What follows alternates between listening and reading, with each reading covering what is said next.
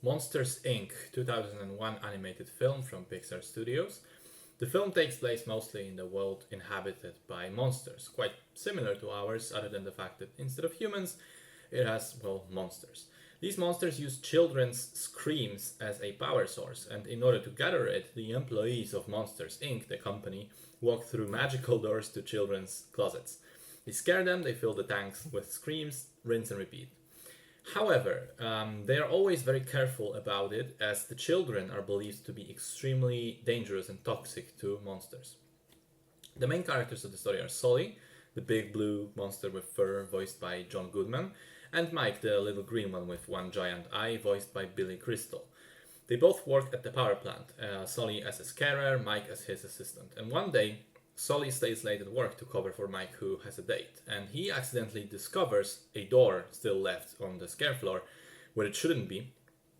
And even more accidentally, he lets the little girl from behind the door to cross over to the monster world.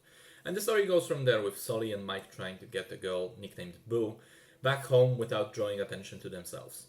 So, pretty much every movie made by Pixar after Toy Story features a major technological leap in some regard. This time around, it's rendering hair and fur. Sully is the most visually impressive character in the film, and for good reason. His fur looks super realistic even to this day. You can really see and appreciate the individual hairs moving as they would when he's running, when there's wind, etc. etc. I've read that Sully's model had around 2.3 million individually animated hair strands, and it took 11 to 12 hours to render a single frame of the character.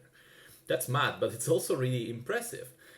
Technicalities aside, though, I think Monsters Inc. is a really endearing movie. It's funny and sweet and touching, and that's all mostly sitting on the shoulders of the two characters that are cute in their own way, Sully and Boo. Their relationship is the emotional heart of the film, and it carries the momentum of the story. I thought that Sully and Mike also had great chemistry and were funny together. Steve Buscemi is fantastic as Randall, the movie's villain. There are multiple running jokes throughout the film that do not feel forced, and some of them, Roz and Paperwork, George and Code 2319, use the rule of threes really efficiently. That's when you have a joke or element appear twice, and then the third time it appears, it will be flipped in some way. There will be a payoff to the previous two.